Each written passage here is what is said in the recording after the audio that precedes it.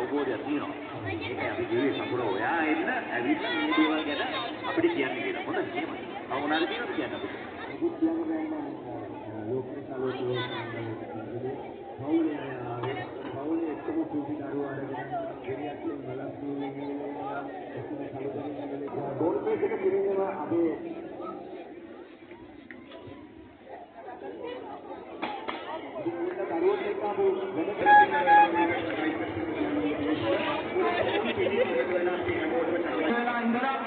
අපිට නිදහසක් තියෙනවා ලංකාවට ලක්ෂ 15ක් ශ්‍රී ලාංකිකයෝ ඇවිල්ලා ඉන්න විදේශිකයෝ ඇවිල්ලා ඉන්න වෙලාවක් දැන් නිදහස් මේ රට එන්න කියලා කියනවා මේක සංවිධානය කරනවා කියන එක ලෙන්ටි පාස් වැඩක් නෙමෙයි අපි දන්නවා මේ දකින්න සුන්දරත්වයට මේ සංවිධානය කරන්නේ නේද මාත් අනිවාර්යයෙන් ඉතින් වසරක් වෙන වසරක් පාසා හැමදාම ජනප්‍රියතම නිවේදකයා සම්මානීය දිනාගන්න චතුරාර්ය සත්‍ය නගරුන්ට අපේ ඩ්‍රීම් ස්ටාර් තරුවකට අර එහෙමනම් මම කරන සුදනම් මේ අංජලි හිරා දෙමු හොඳ සබ්දයක් කටියම